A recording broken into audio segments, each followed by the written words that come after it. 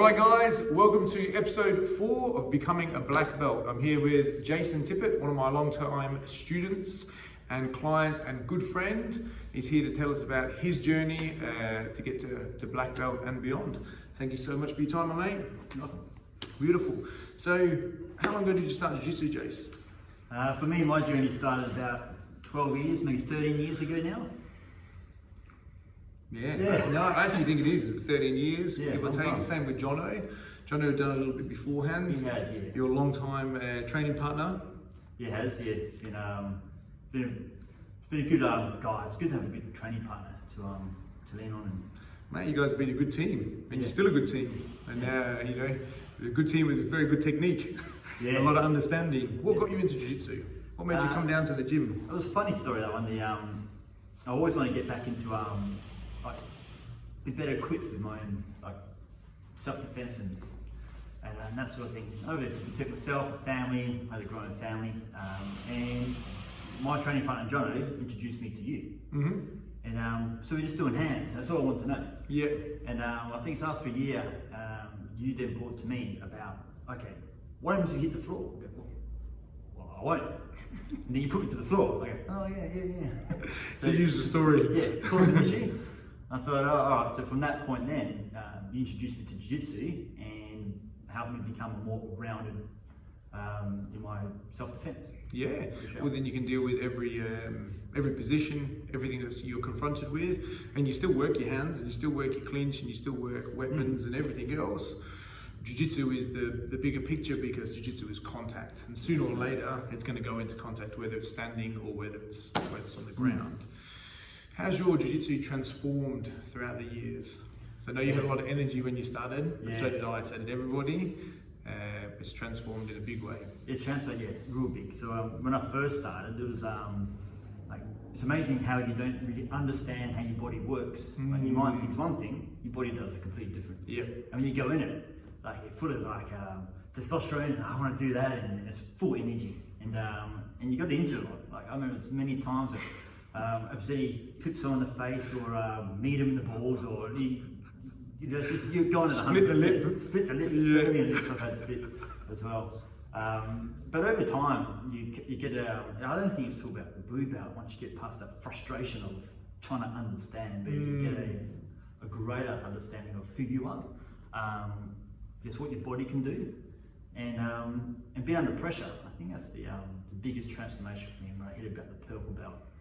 I started to understand that the pressures that you're on, you can control how you act to them. And it helped a lot, and it helped in my own personal life as well, and that transformed me as a man into the world.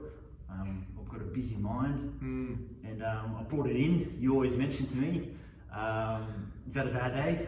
I think I brought it in on my sleeve, and my journey has helped me settle down and come to peace with chaos and the pressures that you get put in the environment of Jiu-Jitsu. You see all that contact and working through it, not panicking, and it's actually helped a lot in my life to be where I'm now. I'm almost 40, and if I didn't have it when I discovered it when I was 27, 28, then I think I'd be a different person.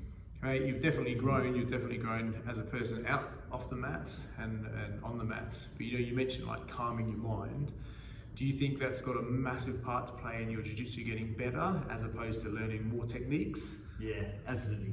I think for me, it's always great to learn another technique, but you can't do the technique if you haven't got that control. So the control for me has been a massive part of the last, maybe more so the last 2 years, definitely going into the black belt. Yeah. But leading up to that, the control was it was a massive one. So learning moves is great, but you can't do a technique if you haven't got that position.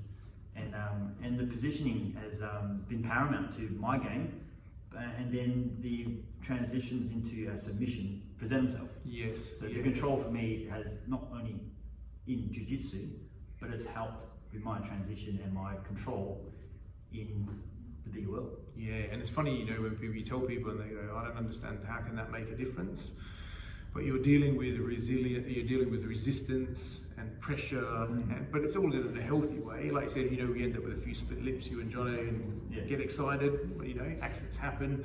But in general, everything's done very inoculated. You haven't had any serious injuries, and we've avoided all of that stuff. But you have actually put yourself under a lot of pressure, physically, mentally, and emotionally. And I think that's where some people maybe miss. So like I said, another move, but you're still lacking self-control and self-belief and self-awareness. Absolutely. Then the game doesn't grow, because you can keep piling more moves in, but I'd work more on that. I think that comes with a lot with the defense, getting very good with the defense, getting yourself vulnerable, and then you can attack whenever you want to.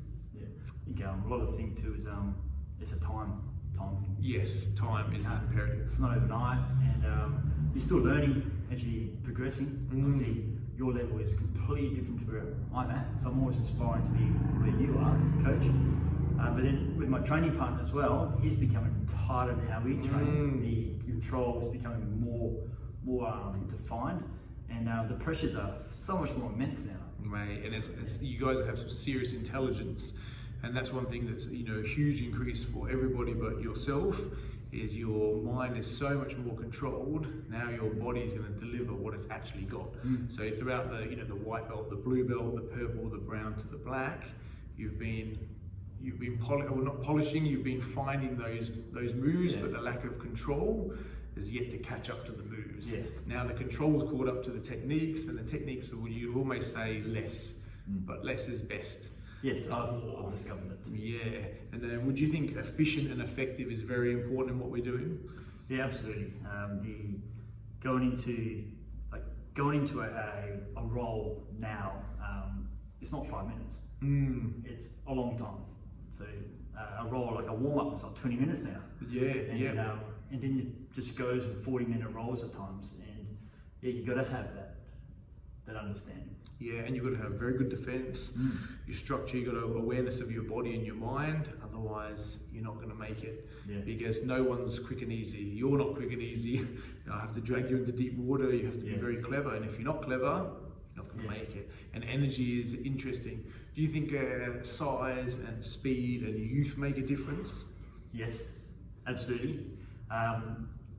It does. So with youth, there's it brings me back to when I started. So the youth's got to have that high energy, but not necessarily the skill or the wisdom. Yes. Or the depth of what you're about to encounter. Yes. Size, absolutely. Size has a thing, but when you got your structures in place and understanding where he's going to move or they're going to move to where you're going to end up, you're a bit more like you're seeing ahead now. Yes. Yeah. And that's one thing I never really understood until I got taught. And then that time thing brought about where a position that they put you in, there's only so far that they can move where you're in that position, or vice versa. Yeah. So you just, it's like it's an enlightenment. Yeah, no, it is. And if you don't know what you're doing, it's a struggle. Everybody's a challenge, whether they know what they're doing or they don't know what they're doing. It's how long can they keep it up. Correct. So if you know what you're doing, then how well. So I believe there's three elements that we always talk about: the physical, the mental, and the emotional. The physical is only one thing. So the size is only one thing, but if the mental and emotional can't keep up with it, and you can't control yourself to deploy what you're trying to deploy, or get that person to that longevity, that's where it falls apart for them. Yeah. So there's only one facet. Yeah. Self-defense. What's your take on self-defense? Because I know that from day dot, we've always had a big focus on it. Jiu-Jitsu is the bigger picture as well. What you learn about yourself is very important. But I'm hot on it. I've always been, is self-defense is imperative, because it is a martial art, and you need to know how to protect yourself, and you can't kid yourself, so you need to be have a reality in what you're learning. Yeah. Has that played a big role with you to get to where you are now? It does, yeah. At an early stage, I was at a point in time, I used to have dreams, like I let people know all the time. I used to have a dream where I'm in a position or a scenario where I couldn't fight back, or if I could fight back, it did nothing, and it bothered me. Now to a point now where self-defense isn't for me just finding a fight or hope I get picked on, so I go, all right, let's get into it. It's more so being aware of your surroundings and understanding of the scenario that may come about. Yes.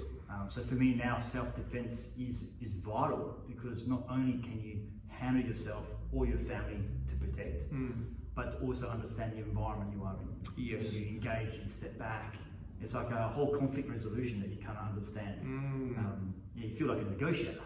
Mate, that's super interesting and spot on, because your self-defense, the physical is one act, isn't it? If you have to go to it, you've got tools. Yeah. But what about before it even gets there? And it does resonate off you as well. There's a self-confidence that people carry, not in a negative way, it's in a positive way, as long as you use it as a positive way, which someone like yourself, they do. And self-defense is also the self-defense to look after your body. So maybe that young, strong guy wants to go hard and smash with you, you can protect yourself. That's a massive part of self-defense as well, which you've definitely learnt over the years. I have, yeah. You know, I think everyone carries an aura and energy about them. Yep. And if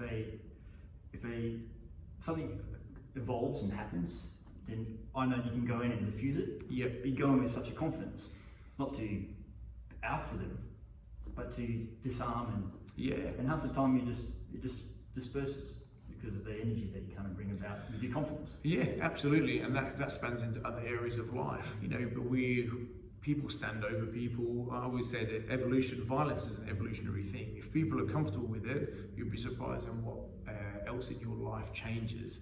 But that's not to be misconceived with you're walking around like a bully. Correct. That's not what we're talking about. You're very confident that if worst case happens, then you've got tools. And worst case generally doesn't happen because of what that resonates from. And that's a big thing for people. So then you can be a better father, you can be a better husband, you can be better at your work or anything you want to go in life. Yeah. It's funny though, the more you know, the less conflict you actually see. Oh, absolutely, exactly, because it avoids you. It does, yeah. Exactly. Interesting, yeah. And I see people, and one of my things, and we've spoken about this before, you know, you see people who are not very confident in, it could be at the checkout, and it makes you want to be nicer to help them, because I want them to be confident as well. Yeah, you feel sorry for them almost. You do, yeah, because it's sad if you go through life and you're not comfortable with the physicality and the emotions that violence can bring at the extreme, then it's going to affect your life in everything. Sure, yeah, absolutely. Where the new people that you meet, and it becomes a lot harder. So I think that's one of the big things from the physical act that can be gained from it.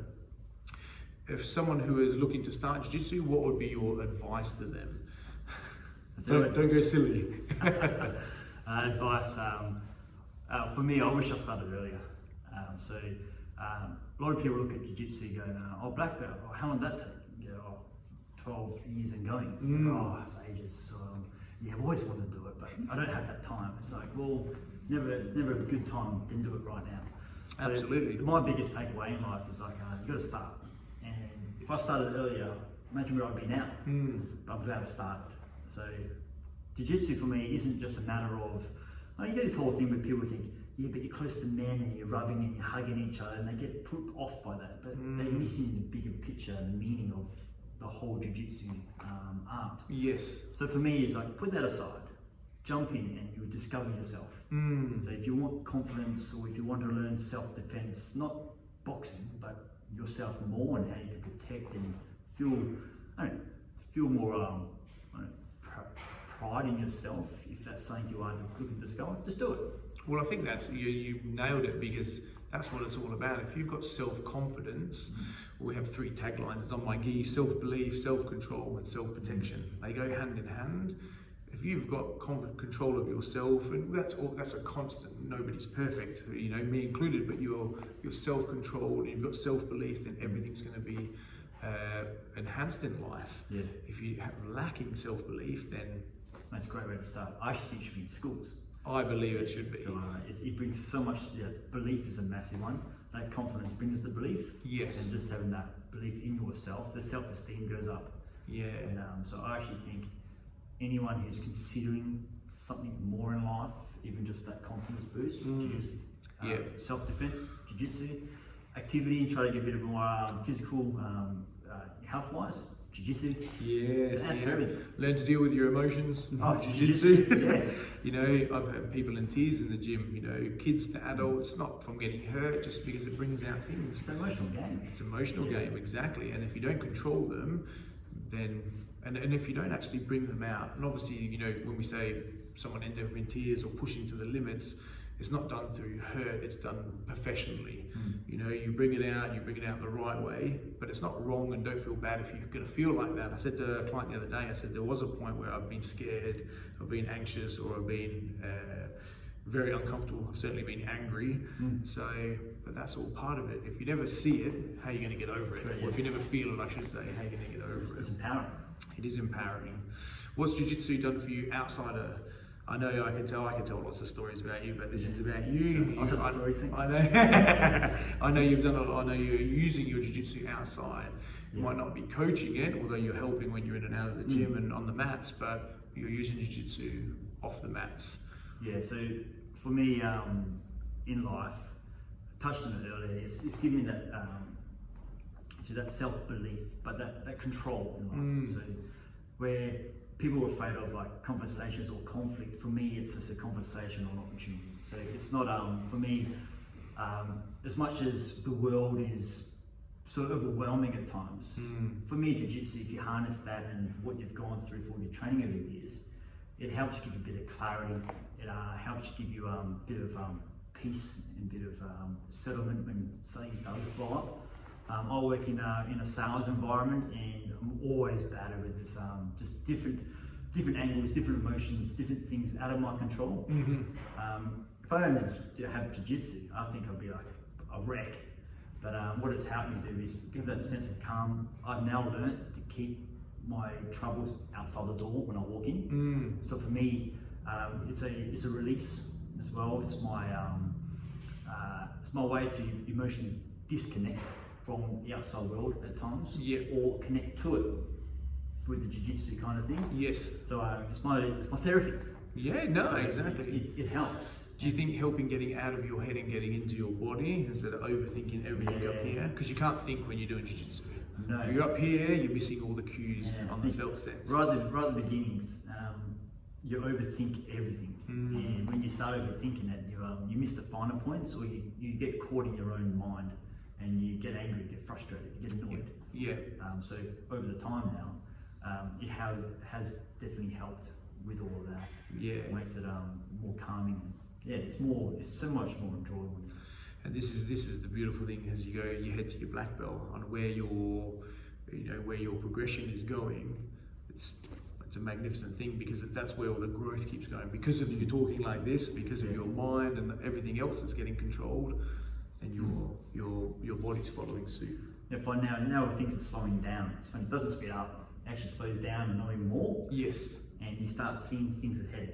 So now when I roll with you, you leave doors open and I go, oh, and you dive into them. Well, hang on a sec. Yeah, well, it makes you think, doesn't it? It makes you think. It makes you patient. Yeah. So you have that bit more clarity without just diving straight in, and you can understand what's coming up, what your body adapts and moves to what's been given you. Yes, absolutely. So it's nice. So it's almost like you're up here watching yourself and seeing the opportunity come about, or what you're about to fall into.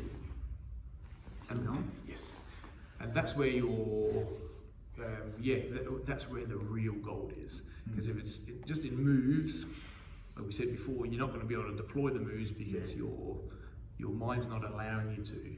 And that's what I've seen a huge amount in yourself, is your self-calm, your self-control has really enhanced your game. And the interesting thing is now you see that what you've actually been learning is now starting to come out, and it actually comes out so free. There's nothing forced, because it can't be forced. If you don't know it, you don't know it, and that's fine. But it's not. It's starting to come. It's more of a natural thing now. 100%. Yeah. You even get comments from my wife who like, "Oh, well, you handled that quite well." It's like, "Oh, I just did what I thought was right." Yes. And it's not, you don't overthink it, just do it. But this is the trust in yourself, though. If you trust yourself, then you're going to trust in your decisions. And this is for adults as well, but let's say, for example, children, as they're going through and they can be easily influenced. Yes, you want to know who you are, so then that your decision making can be better. So if you don't know who you are, you're going to be easily manipulated, for lack of a better word. So you just become a better decision maker. Do you think you become a better decision maker from Jiu-Jitsu? Absolutely, yeah. So you make the wrong decision, Wait, you know about it? Yeah, exactly right. Yeah. Yeah, and then and from the extreme, from self-defense, if you make the wrong decision, you could possibly get hurt. So this is very important. So what's for your future for jiu-jitsu? What do you foresee in your future? It's funny because everyone thinks the pinnacle, you get your black belt done. That's cool. Interesting. Yeah. Good, well said. And you think, all right, I've done that. What's next? I mean, it's so much more than, like I was saying before, I'm now seeing moves ahead. Yes, yeah. And now you're getting, the people I'm roll with now give you more pressure and it puts you under more stress. So I've got so much more to learn. Your game keeps continuing to get better. I'm thinking, oh man. I have to, you can get better. The levels continue. And just when you think you know it all, like you put in a position where you feel like you're back at blue belt. Yeah. Or you might get the bigger guy or the fitter guy and go, oh, how do I deal with that? And you put yourself in a position. So for me, I've got so much more learning for the new guys coming up, the bigger, stronger, fitter, and they're absorbing more. Yes. And they're learning more than I learned when I was at that point. So they're adapting fast. Yes. So, yeah, very true. Yeah, so I always, I've got so much more to learn, and the people, for me, like I want to really learn the finer points and breaking it down. So eventually one day I can then teach and give back. Absolutely, That's what I like to do. Yep. Until I get that understanding, find you, which takes a lot of time as well. I think there's many levels you can do it now. You'll be surprised on what you've got, and I think it's interesting from a coaching point of view. If you've got a passion for something, you've got a love for something, and you understand it to the best of your ability, you give it to the person you're sharing it with to the best of your ability, and you're constantly growing. But if someone maybe came in and if someone who was coaching at a blue belt and someone who brand new started said, I don't want to train with you because you're a blue belt, we go, but you don't know anything. So I've got 2 years ahead of you, 3 years, 1 year, whatever it was that you got in your blue belt, so you've got 1 year of knowledge. So you've got a lot of years of knowledge. Now and you've got the passion and you've got the personality and you like people and you get the right people to work with and you can pass the knowledge on. This is what I'm very, very proud to see is one of my black belts is now you keep it alive. You've got people who are dedicated and still dedicated. We still train every week, of course, but you're constantly improving. This is good because I'm only one person. Yeah. And I know for our coach Joe, he wants people like myself and yourself, so we can keep this beautiful art going and become a legacy, and help people, because I know what it's given to me, you know what it's given to you, and now how do you get it out and make people better? But it has to be done in a healthy way, because I think people think I don't want to get smashed. You can be functional and still train professional, but you've got to train with professional people, because people got to work tomorrow and whatnot. And even if you're like myself, I'm on the mats all day. You have to be professional. You can't be getting hurt. So it's all done clever. Yeah, so that's a misconception right now, where people feel that doing it, they get hurt. I can't afford it. So it doesn't have to be. No, it doesn't. And and if people are, you have to make sure you find the right place to do it, the right people. And if you don't, because there's a lot of trust in it. I said you and I could put each other in a wheelchair, hurt each other very easily. You kill each other. You can break each other for sure. And it sounds very extreme, but that's. Then I want to have a coach. And I would have a student. So, but it is. It's funny, but I think some people think that that's the way to do it. If you're not going hard, you're not learning. But you want precision. So when the time comes, you had the intention. It's very easy to do it to someone. It's under self-control though. But that comes back full circle again, doesn't it? Absolutely. Come back to self-control. So listen, mate, I'm gonna let you go because I know you're a busy man, and I appreciate your time, and I'm very proud of where you are today, and I look forward to the future. Fantastic. Thank you so much, bro. Thank you, brother.